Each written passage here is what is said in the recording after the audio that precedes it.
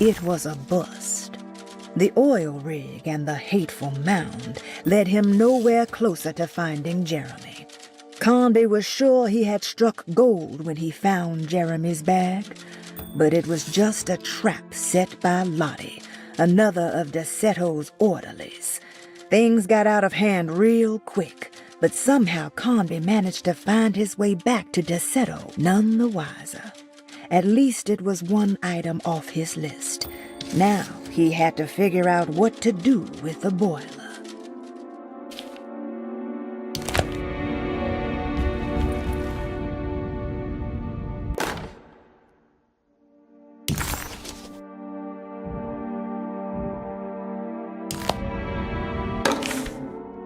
Reflections on the Power of the Verb in Certain Texts by Juan Luis Jorge. To act is in itself divine. Even the slightest movement of our hand is evidence of our soul in motion. Yet our free will is so easily overwhelmed by the dullness of everyday life. Our actions become rote and rigid, in spite of luxury and comfort. True divinity is found in the choice of leaving the stage where we all perform. People who discover this freedom unexpectedly will be struck by the terror of this revelation and become paralyzed, or worse, turn to suicide. However, if you are able to weather that storm, you will discover that there is a divine path beyond that fear. There is a chance to dismount your destiny and make something new. Something that hasn't been planned for or predestined. There is difficulty in explaining this type of acting as it transcends our everyday choices. This isn't some banal decision choosing one career over the other, or even who I should marry. Leaving the stage, no matter how, isn't a matter of course correction. It's a rejection of the story that the Creator is telling.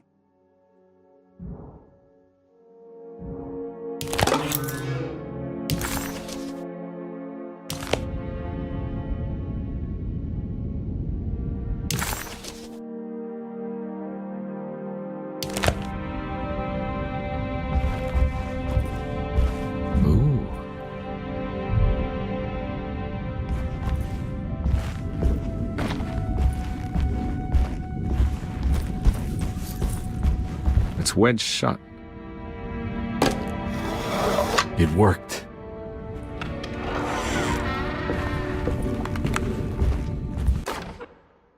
The Barlow lens. Instructions. To double the magnification of your telescope, simply fit this Barlow lens to your instrument. Then operate the fine tuners to adjust the distance between your lenses. This is easily done while looking through your eyepiece.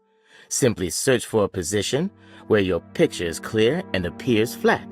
When correctly tuned, your telescope should present a clear picture with magnificent magnification.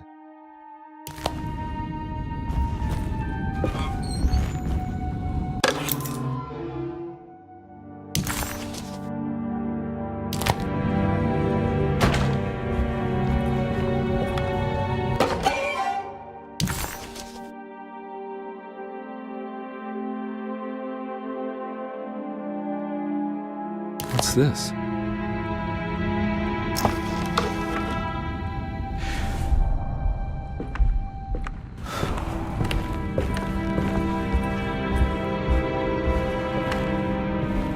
I don't think I have everything I need.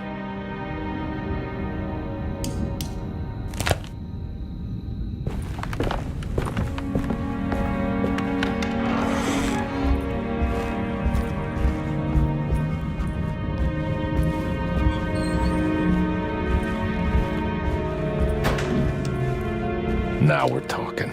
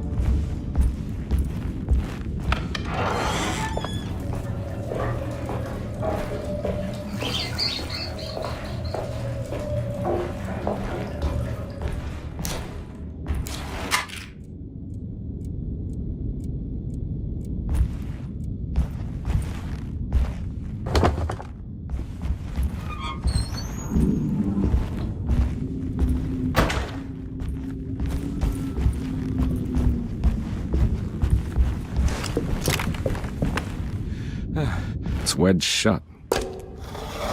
It worked.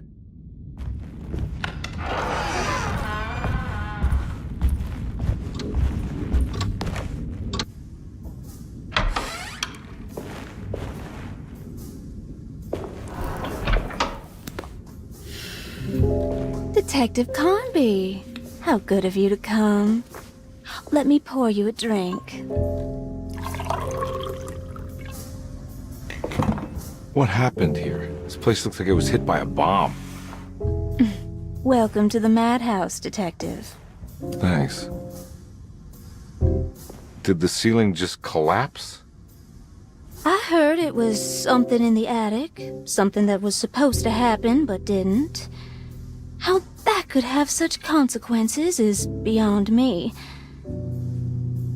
The truth is, I don't know why the room looks like this. But I bet your friend Jeremy does.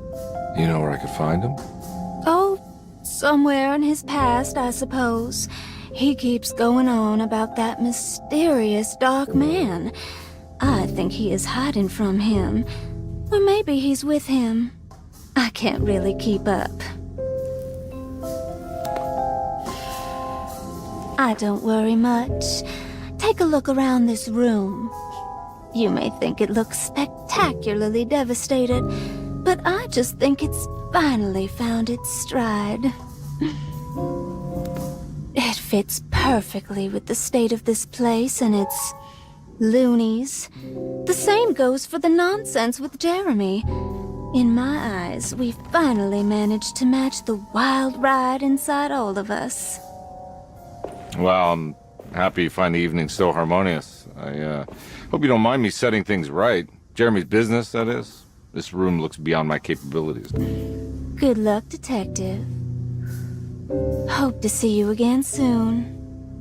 Yeah. Evening, miss.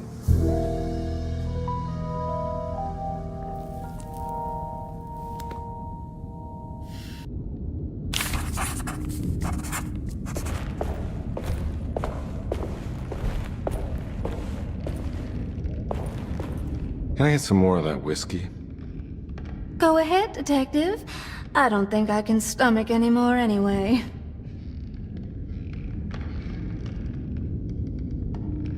Am I bothering you? On the contrary, Detective, I enjoy watching professionals at work. Well, I better get going. Bye now, Detective. Don't take any wooden nickels.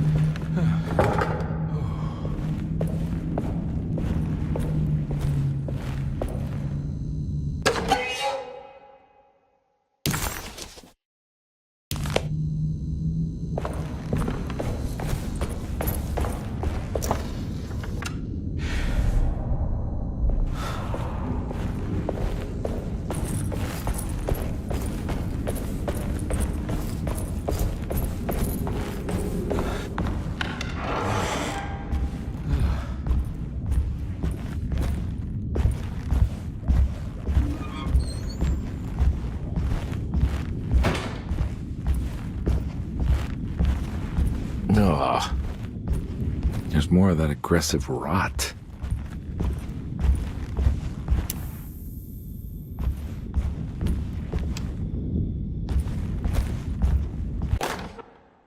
On the commonplace of evil, there lies virtue and stark irreverence, careless thoughts of luminous indifference. But blame not the beast we once were, which science so often wished to refer. Not the wicked full of sin, it is you who stand and grin. All our good intentions aside, whereupon we build our pride. Sunless solitude, follow not this corrupting light. Prophets of confidence always crashes out of sight.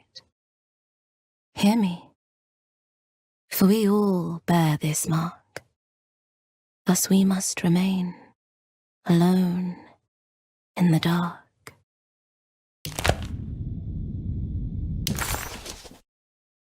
Ruth seemed like a handful. Her talk about Jeremy and the dark man made it sound like she might know something of importance, but ultimately it felt like a dead end.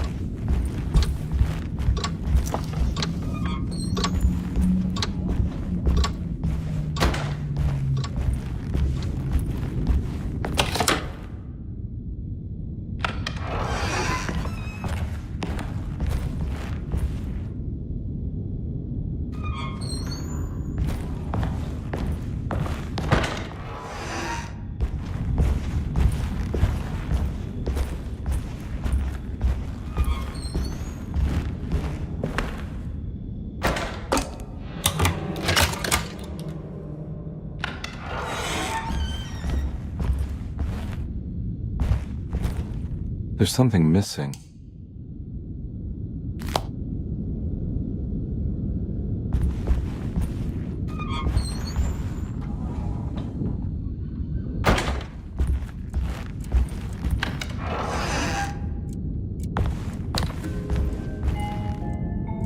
This must be that kid's room. Why does she seem so familiar? Don't you worry, Grace. Go play your game, bleat and bellow with the others. I won't be jealous. There will be more masquerades. However, I would love it if you would finish my mask for the feast. With love, Ruth.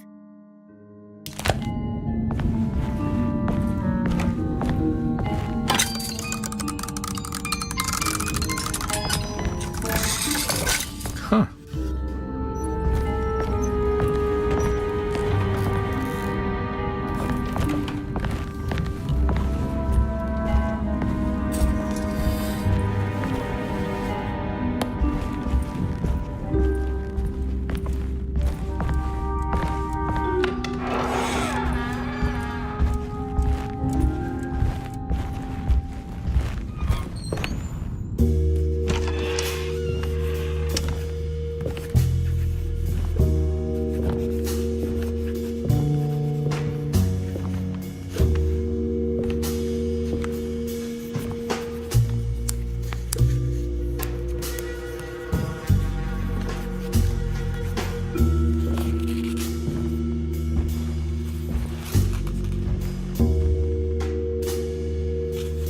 you got there? You drawing something? Nothing special. I'm just bored. Do I know you from somewhere? I remember you, Mr. Conby. From where? Don't touch that. Cassandra wouldn't like it. She wouldn't like it at all. Do you know where she is? I'd rather not talk about it. It makes me upset. Besides, she'll be back after the Feast of St. John. You think? Yup. It's all on the page, Mr. Conby. And many of them that sleep in the dust of the earth shall awake, some to everlasting life, and some to shame and everlasting contempt. All right. I'm gonna go now, if that's okay. I don't like to stay too long in the same place. Mr. McCoffey might find me. Hey. Is he mean to you? Not everyone needs to be saved, Mr. Conby. You should know that by now.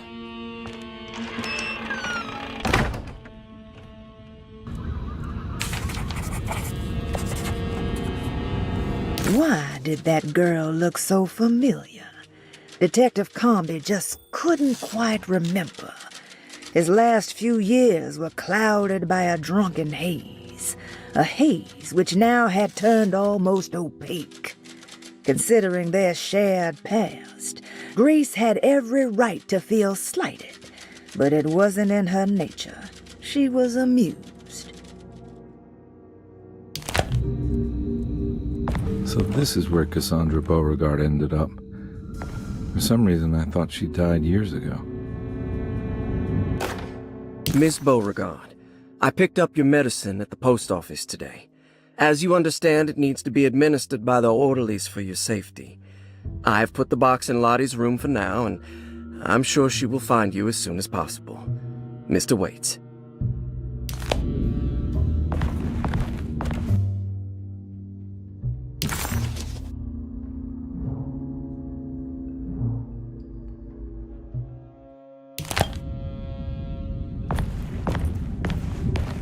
It's another one of those strange padlocks.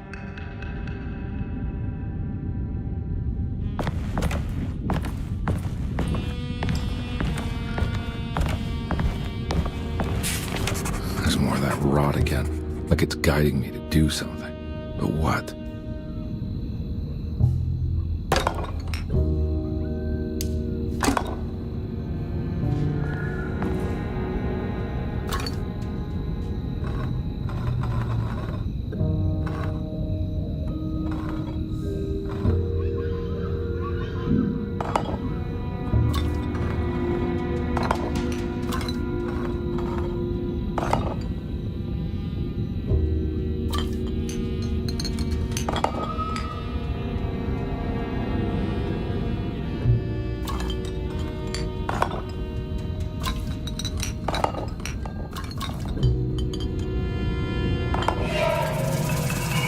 The rot made the shape of a snake. There must be something important to find here. Maybe it has something to do with the numbers on the labels.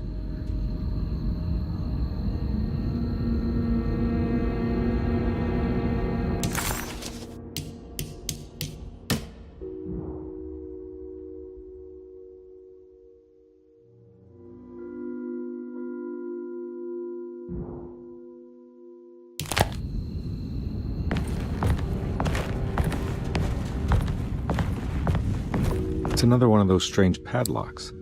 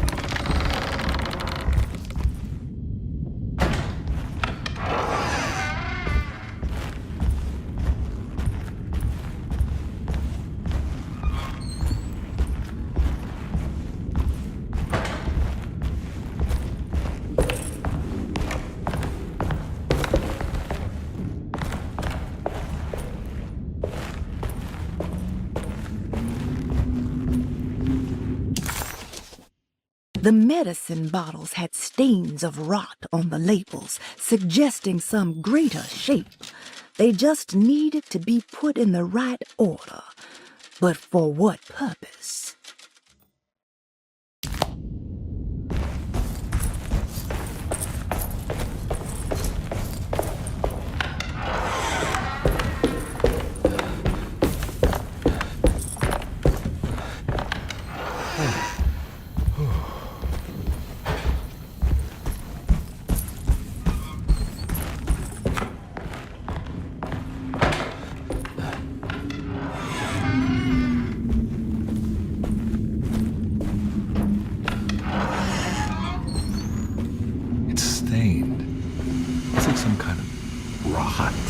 It's another plate for the talisman. Like the other one, it's broken and missing some pieces.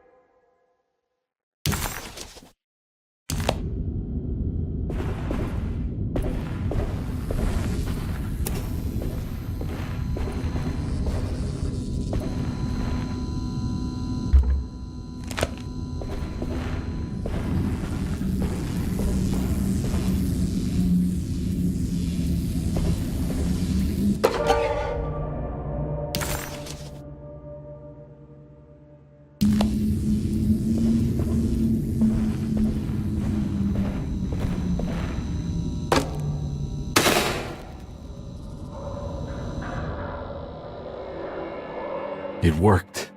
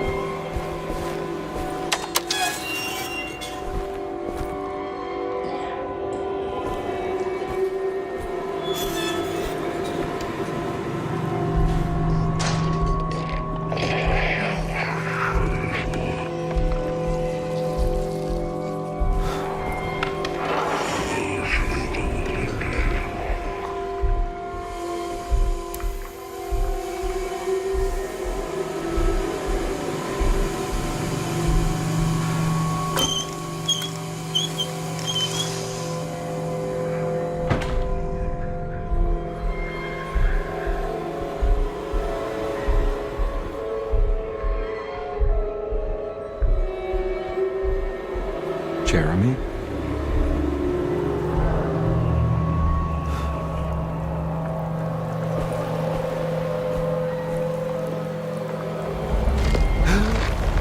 What the hell is going on?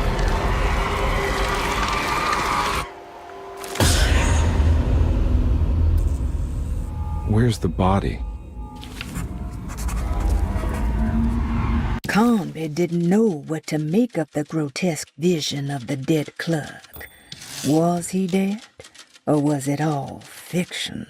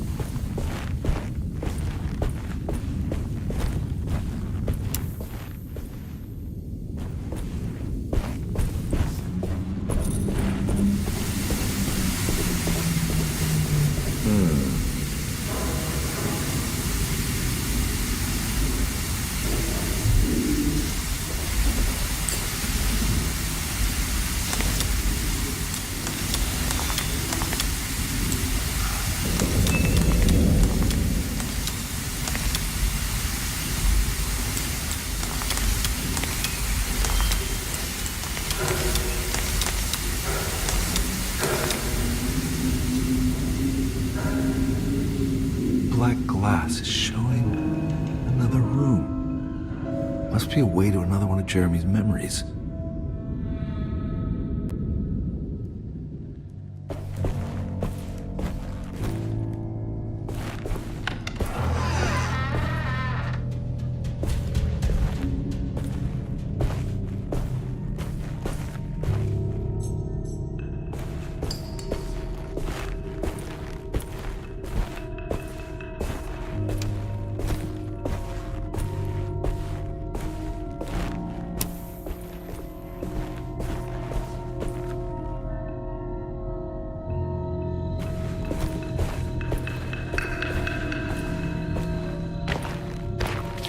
I knew it. I knew it would work. I'm getting good at this, Carnby. Maybe a little too good at this. The odious stench of a flooded cemetery caught him off guard. It was one of the many things that clued Detective Carnby in on that this place wasn't the real thing. This was some nightmarish surrogate, patched together by Jeremy's tattered memories. This is why we bury above ground, he thought, and set off to find the chapel that Jeremy had mentioned.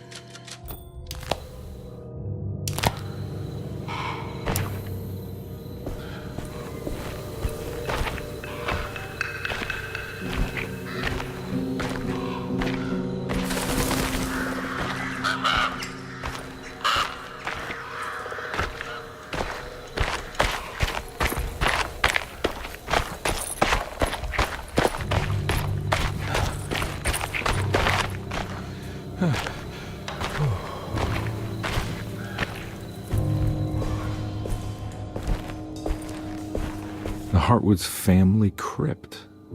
Emily's family must have deeper roots in New Orleans than I thought. I figured she was a Yankee like me.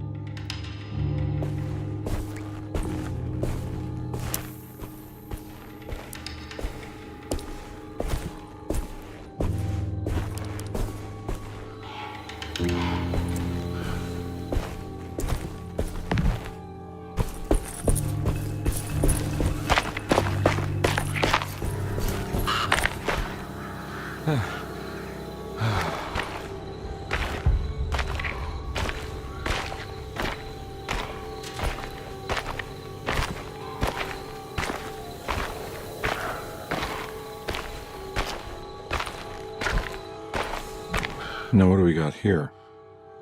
There's something missing.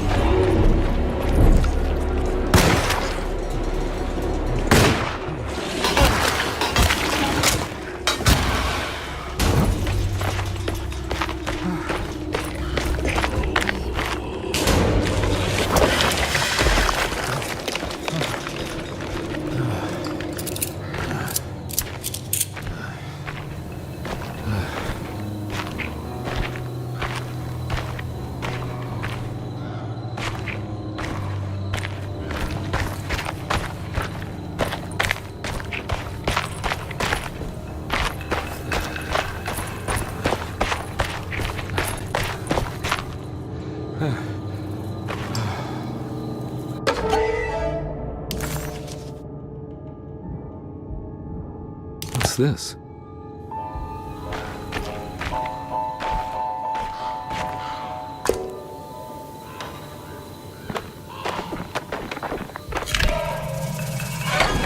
Got it.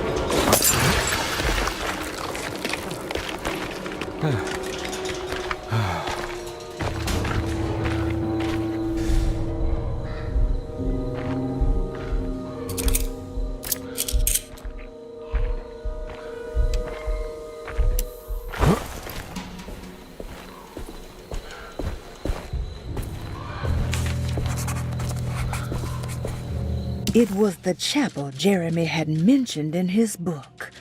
With a bit of luck, soon Comby would be able to catch up with the old man. He just needed to find a way inside the chapel. Jeremy sketched this chapel in his book, so it must be important. Looks like I'll need more medallions to open it, though.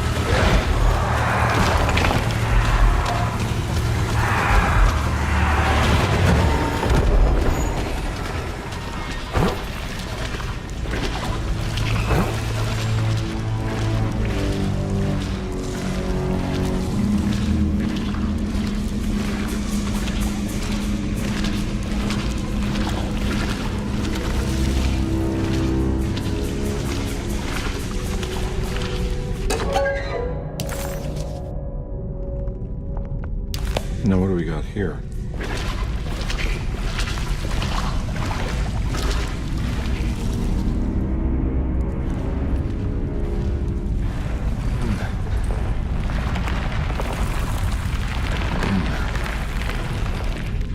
Huh.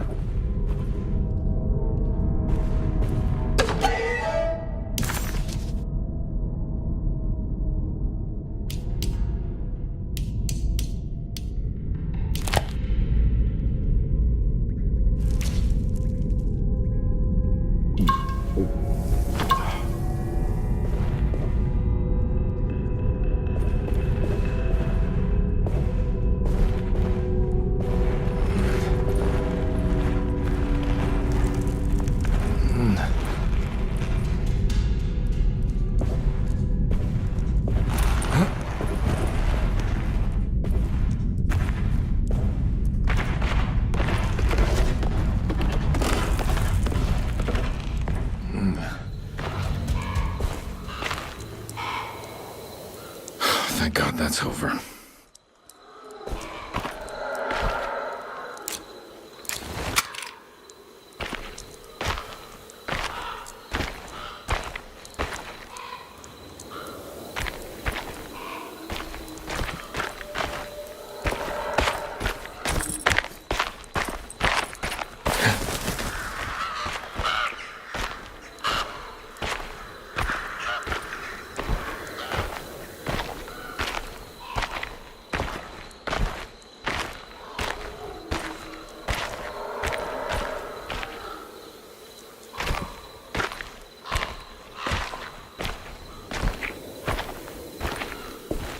This doesn't look good.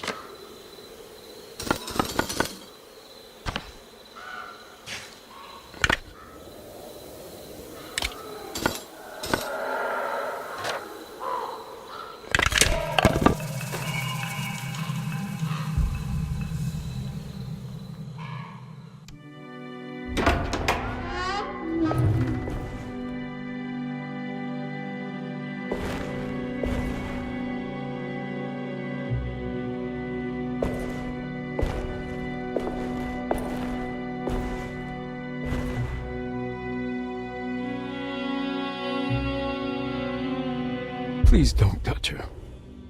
Jeremy, what are you doing here? Everyone's looking for you. I know, it's all a big mess. No one understands. I'm just trying to keep evil at bay. Just for a little while longer. You've got to come back with me. Your niece is waiting at Derceto. Emily? Why would you... My letter. Keep making it worse. What is going on, Jeremy? How is any of this happening? I made a terrible promise with someone. The Dark Man. Who is he? No, don't say his name.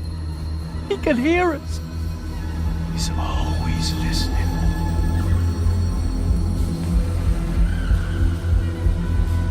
Jeremy, I need to understand what is going on. I promised him everything.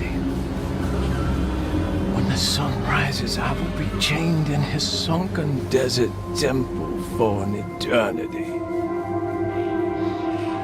But at least the evil about to awaken in Derceto won't harm anyone outside of that cursed place. You're acting crazy, Jeremy. I want to help. There's nothing you can do. Then what's all the business about Teruea? Why did you want to go there? I can't go there. Not allowed. But you wanted to. Can I go? Tell me, will it help me to break your pact? Is there something there that would help? Why would you give me hope? That's so cruel. Okay, sounds like we're onto something here. What should I— Look out! Behind you! Run! Don't let him take you!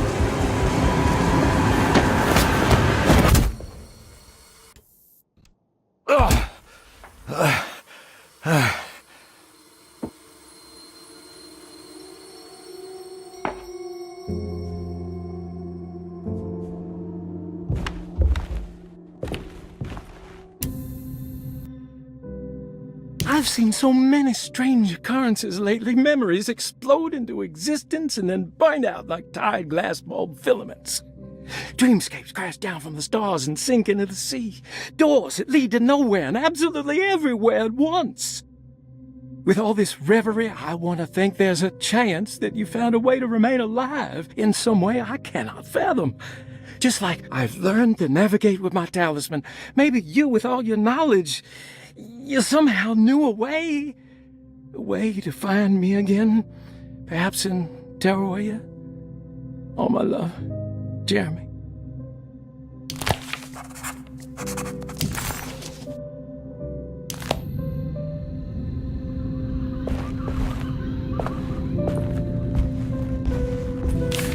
She's dead. No matter how she died, she looks peaceful now. Kurosi's body looked unharmed. Conby couldn't figure out how she died, or why this wasn't a bigger upset to the people at Derceto. Jeremy didn't want to be saved. He felt the need to honor some deal he made with an entity called the Dark Man. Conby wanted to think it was ridiculous, but a brief encounter with that unbearable gloom had shaken him to his core. Conby had seen a lot of bad things in his life, but he had never before been this terrified. After gathering his thoughts, Conby figured he would need to chase after Jeremy in the only place left he could think of. He needed to go to Teruea.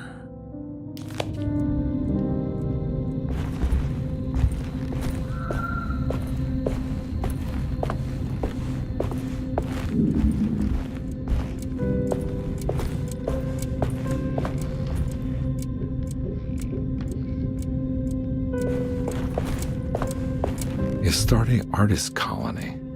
I remember hearing about their disappearance. Must have been 15 years or more now.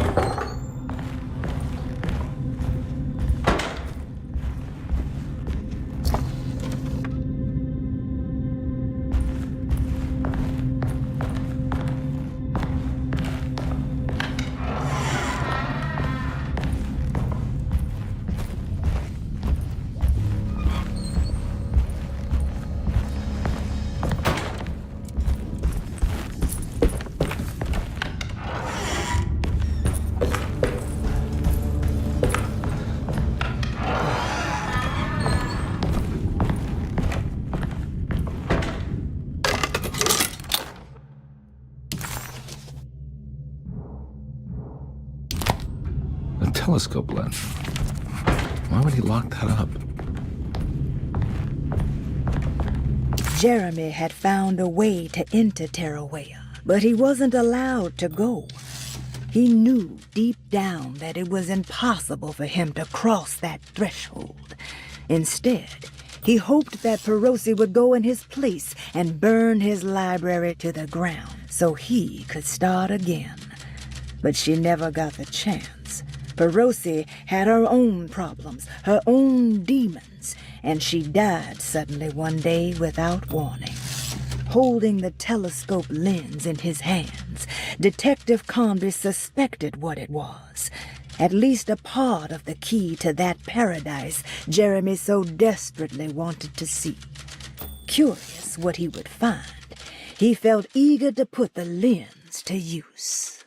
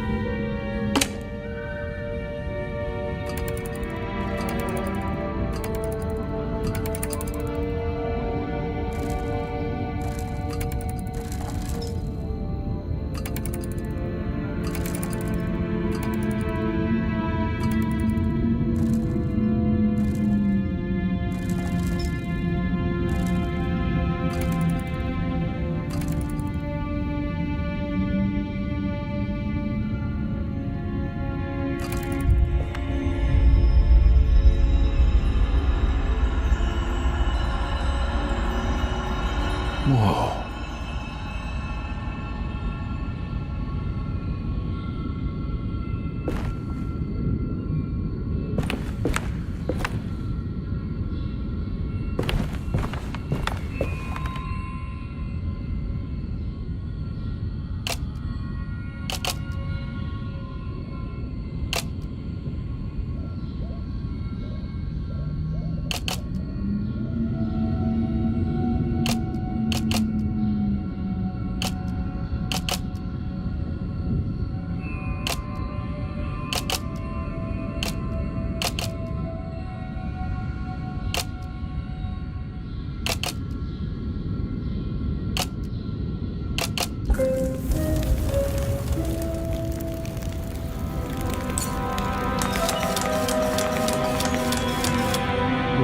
What's going on?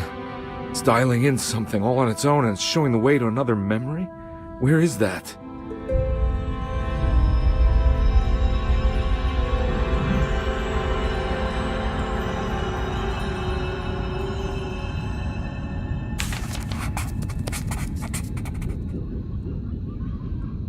Another world seeping into Derceto. Was this a taste of that mysterious Terrawea?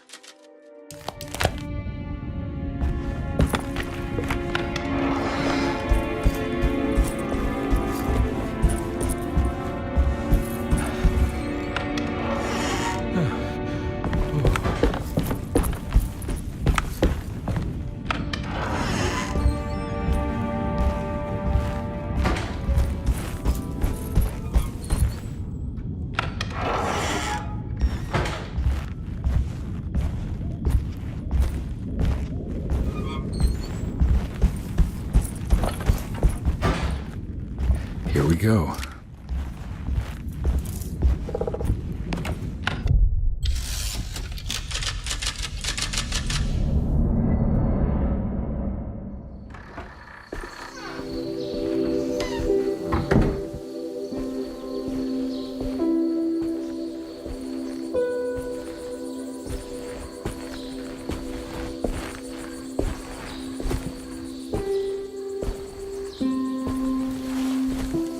I'm glad to see you made it. I had my doubts, but the hope you instilled has yet abandoned me. I guess this must be Terrawea. Who are you? My name is Juan Luis Jorge, and this is indeed the convent of Terrawea. You'll have to excuse me, but Yermi never got your name. The name's Edward Carnby. I'm a private investigator. You're not a patient, are you? No. I'm the author of a book that Yermi once found important. How does that work? Are you part of this memory as well? Is this even a memory? I think calling me a manifestation of Yermi's subconscious would be more correct. And so is the convent of Terrawea. I'm a man Yermi has never met, and we are in a place that he has never been. Okay. So are you here to guide me or something? I have no more purpose than you do. I simply am. I will happily help you, of course, if I'm able. If you are already somehow part of Jeremy, why did he want to come here? Isn't he sort of here already? Yermi wanted to come here because it's a representation of his mind at peace. When Dr. Gray asks him to find his focus during his sessions, this far-flung convent is what Yermi imagines. He is under the impression that if he could physically come here, he would reach a perfect equanimity, a spiritual apotheosis. You don't think it would work? Yermi subconsciously knows it's just wishful thinking. He can't come here. Despite the pathways opened by the dark man between Derceto and Yermi's psyche, it's simply not possible. But I'm here. Indeed. It's a shame it's just another place for you, Detective. Otherwise, you could have become a Buddha. Always a bridesmaid, never a blushing bride. Am I right? Yes, I suppose so. You'll have to chase enlightenment elsewhere. So what's the next best thing? What can I do here? You should seek out the convent library and try to find the truth about Yermi's relationship with the Dark Man.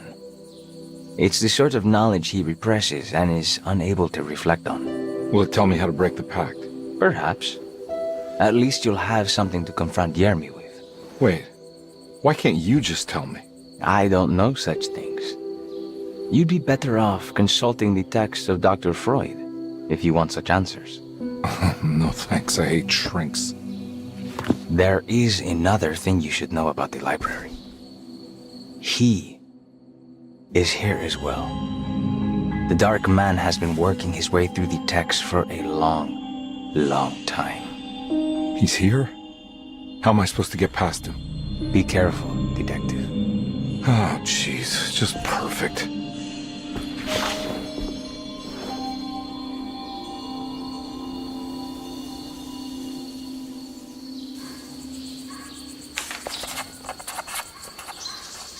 Carnby felt confused by the pleasant nature of Terrawea. It was somehow uncomfortable to him. Juan, the sweater-wearing Buddha, wasn't helping either. According to Conby, people just weren't meant to be this nice and genuine. Best to hurry off to the library, he thought, and see if he could find information about Jeremy's relationship with the dog man.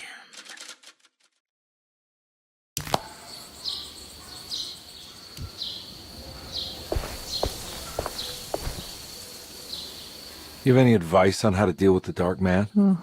I suppose suppression could work. Try not to pay him any attention.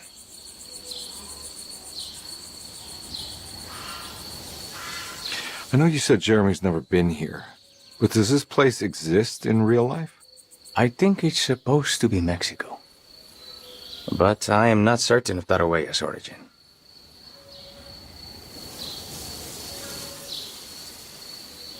Well, good to meet you, Juan. I'm going in. May the gods be with you, Edward de Vilban.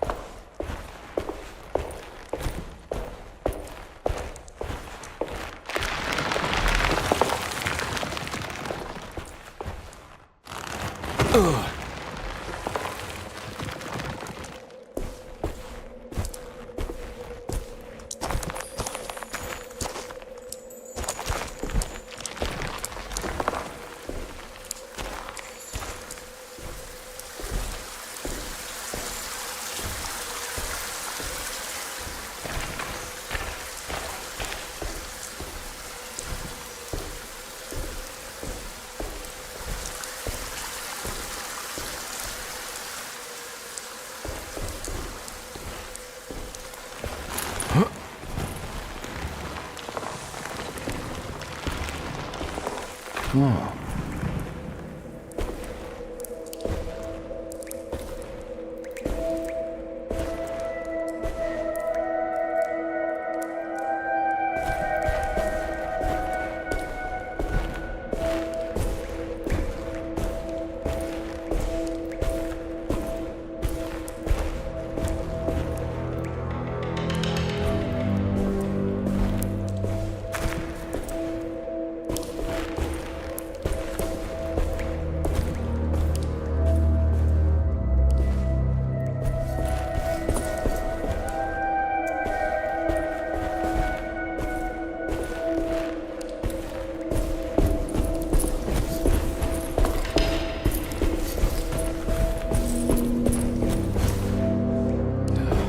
There's something missing.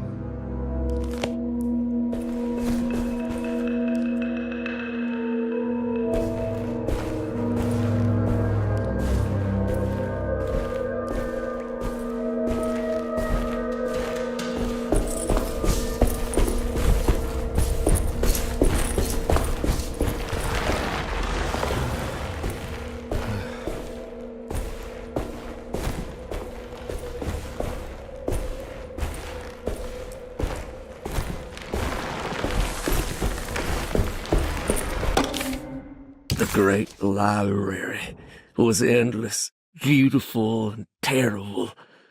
An Akashic record for the universe inside the mind of Jeremy Hartwood, now corrupted by a story forced upon him, told by a maniacal liar, an evil conjured by science and secrecy. I will suspend a room and lock away the foundation of his character. Its key will be left to the librarian, the only thing invisible to the prowler.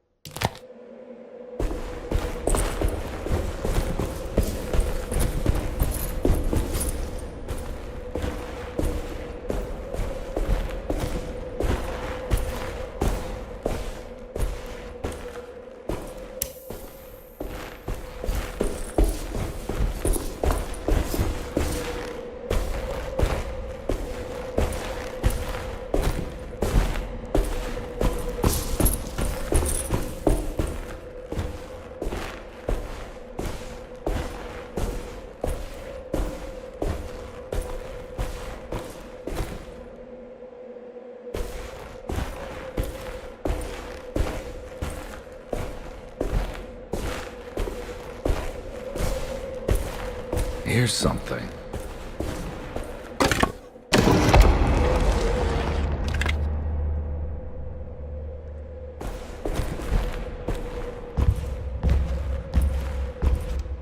It was in the hot autumn that I went through the night with the restless crowds. He was a kind of itinerant showman who held forth in public halls and aroused widespread fear. The New Orleans address of the event is lost, but I remember distinctly the Prext Shipping Company pressing their contribution. Hey.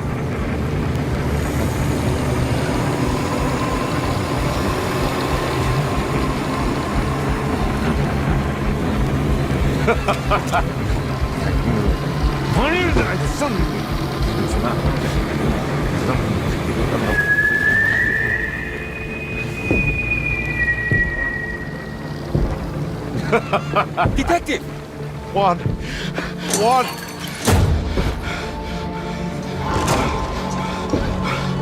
I hope you found what you were looking for. I fear there is no going back.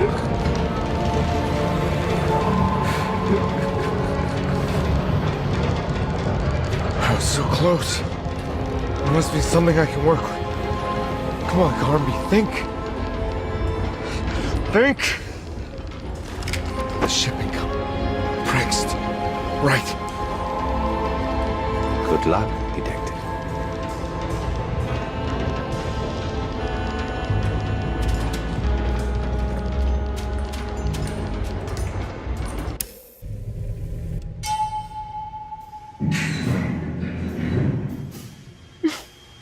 Well, thank God you're here, Detective. Sitting all alone in a place like this? I'd never live it down if the papers got wind of it. Hey. Ruth, right? Oh, don't pretend you don't know. I'm sure you have a whole file on me by now, Detective. I suppose we weren't formally introduced. I'm Ruth Talon.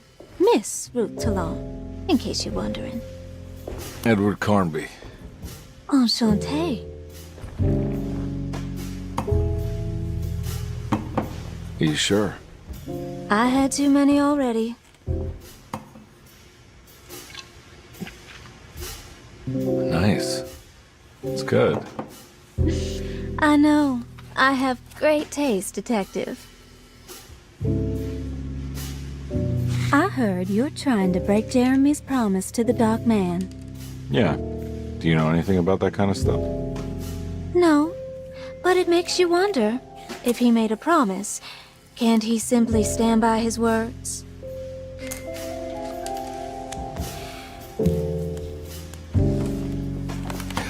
Look, I'm just trying to get Jeremy out of a bad deal, so he'll come back with us to New Orleans. Well, if all fails. What are you doing? It's a sign of submission to the Dark Man. I saw it in a dream once. What?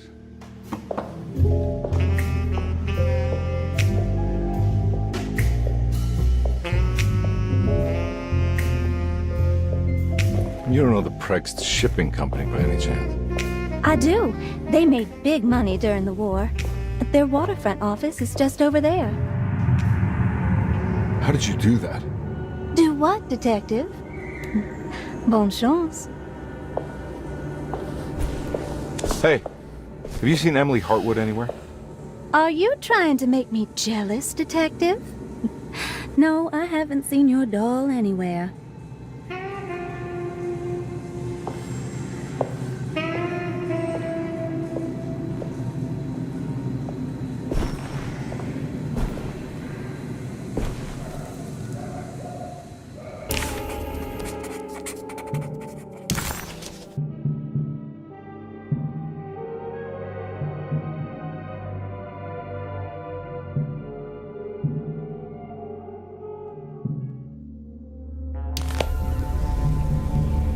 Prext Shipping Company.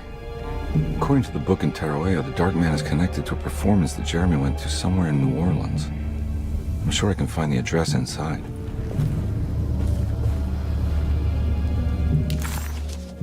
Somehow, Carnby was back in New Orleans, close to the docks. He could smell the pungent aroma of the Mississippi River. In front of him was the Prext Shipping Company. According to the book in the library, he should find the address to where Jeremy first met the Dark Man inside.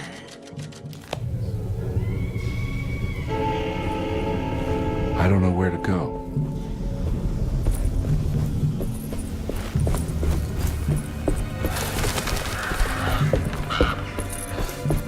It's locked from the other side.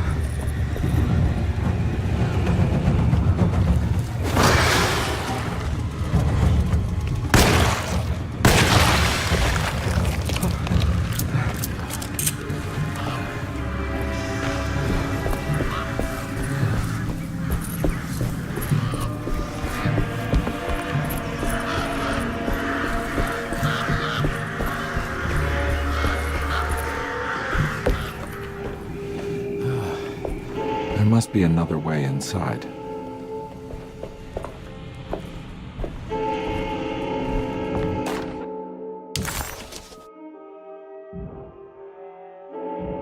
The sewer system has a tunnel running right below Prext Shipping Company. I bet I can use it to get inside.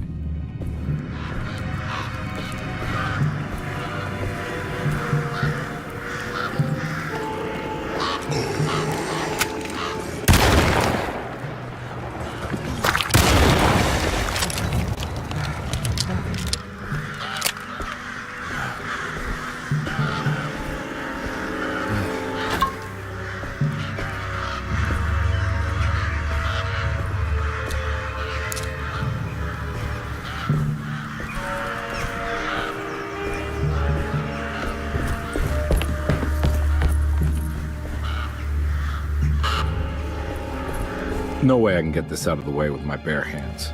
But if I get that crane going, that should do it.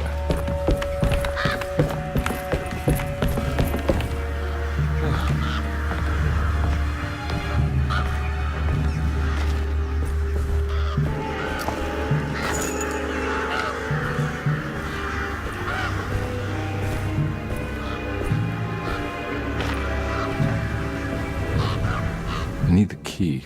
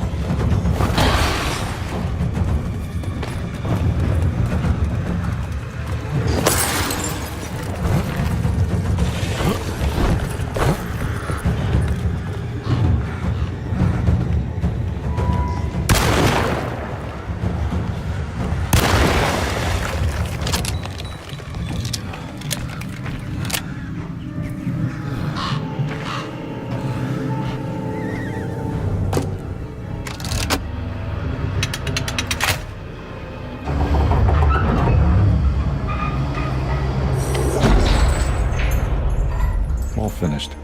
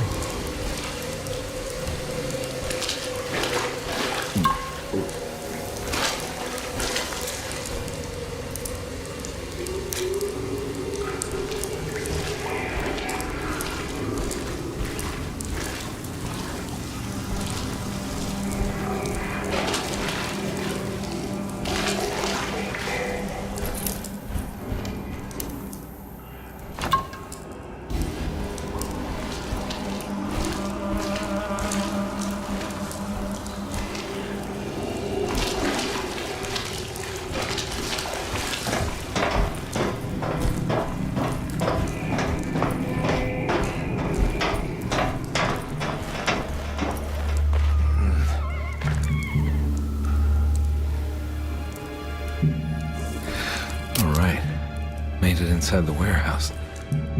The office must be upstairs.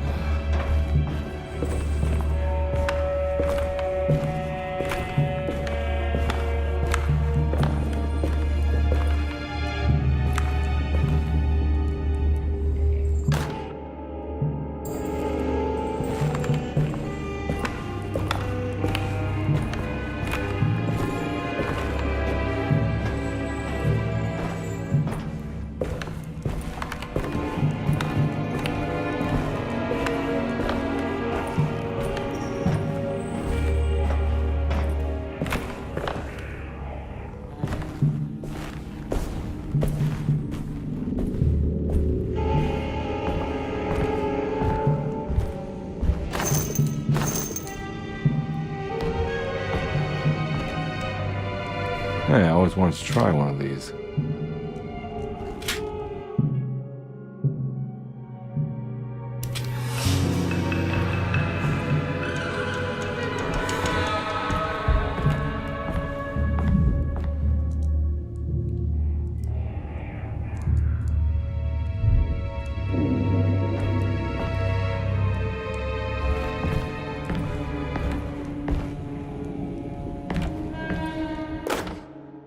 Our ship was raided while in dock.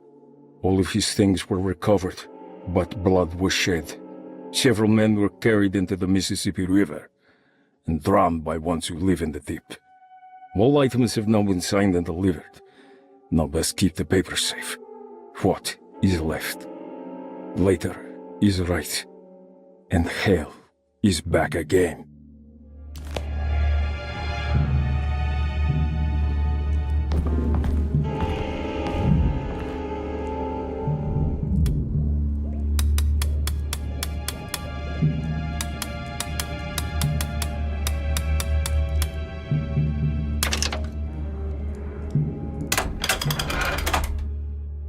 Cargo Manifesto, September 19th, 1892.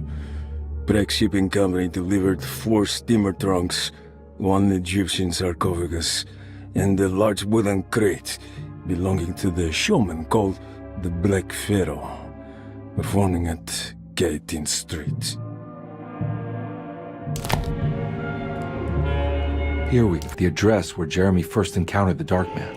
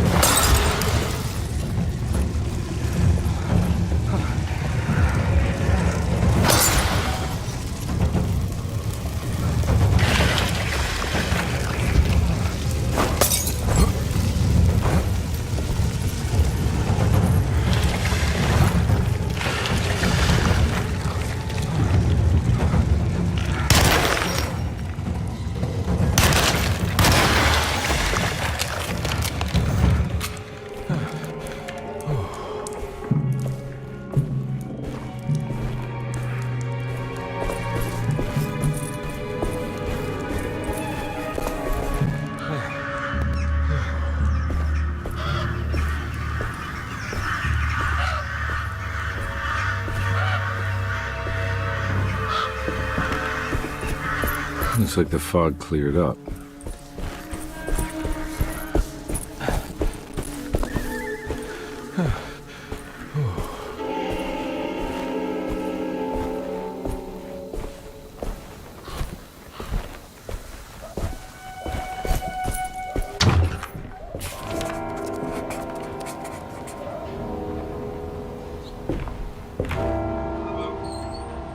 The address of the event where Jeremy first met the Dark Man surprised Conby. The infamous Gallatin Street didn't exist any longer, and he wondered if he would be able to find the right building. Was it still standing? Did it matter? Maybe this world was not just another place, but another time as well.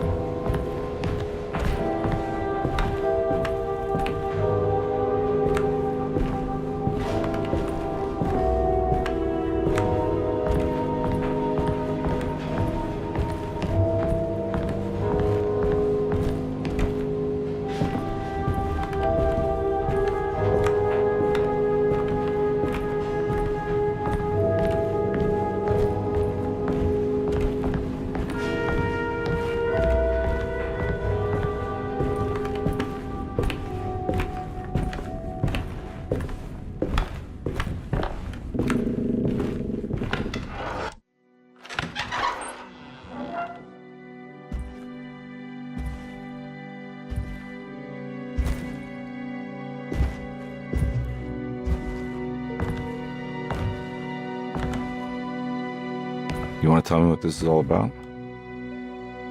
Welcome, Detective, to the greatest show this side of the Mississippi.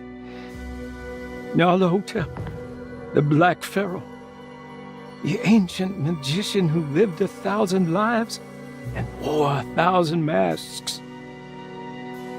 I can see why you settled on calling him the Dark Man. Saves your breath. So, you got scared by a stage magician, and now he's living inside your head.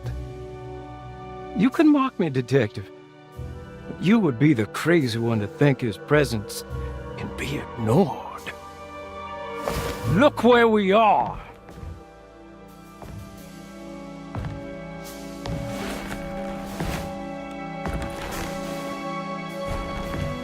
We didn't get to finish our last conversation, did we? You were about to tell me how to break the contract with the Dark Man. No, we can't. We would turn her loose on the world. So many innocent would die. But there is a way to break out of the deal. There is. He offered me a way out. Steps to take. What are they? You'll never find them. They're forever entombed in his sunken desert temple. Jeremy, I'm not your enemy. Tell me where to go. How do I find the temple? No, we can't. I have to make this sacrifice. God damn it, Jeremy. I'm gonna save you. Don't worry.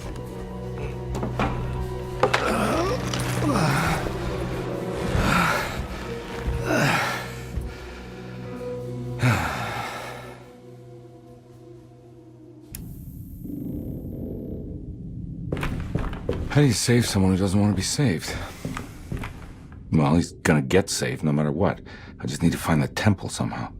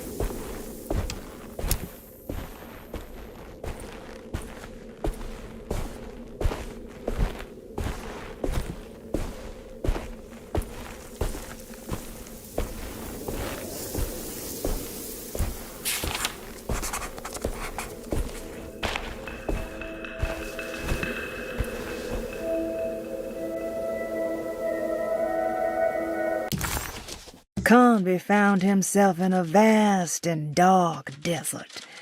He had certainly had his share of strange happenings this evening, but the thought of walking through the land of Tutankhamun was definitely challenging his last bastion of disbelief.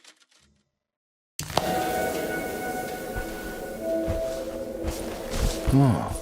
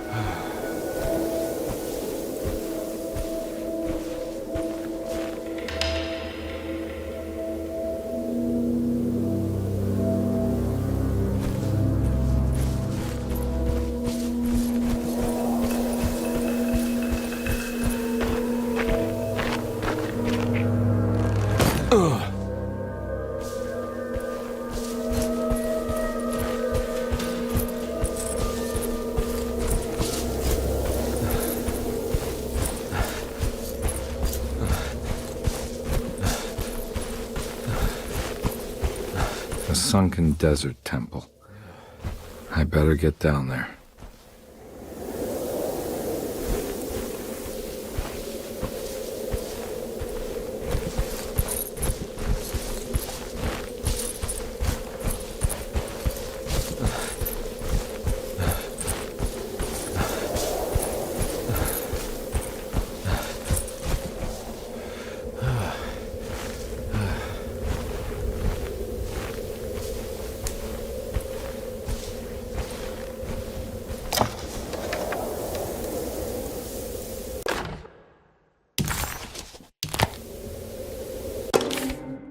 The temple of Nephron-Ka lies under our camp. Despite all efforts, that unholy site did not collapse, but sink beneath the sand. The pharaoh is long dead, his name meticulously stricken from all ancient writing. But that stage meant for blood and terror remains. The temple is said to be lightless, built to harbor all the haunters of the dark found in the very depths of our universe. Calling on the gods meant creating a bridge between our world and theirs. The terrible Aldebaran of Taurus, the Black Sun, was seen as the most important star in the night sky, because, according to the Kitab al-Azif, it was said to be the home of that crawling chaos known as Nyarlathotep. Through ancient mechanisms, it was said that the priests could open shafts channeling the light emitted by that strange stone called the Shining Trapezohedron. Several streams pooled together above the statue of that dark man would then be sent through space towards the Black Sun, a message to the gods. The gifts bestowed on the sender are completely undocumented, but often assumed to involve dark blood pacts, where souls are traded for malicious miracles.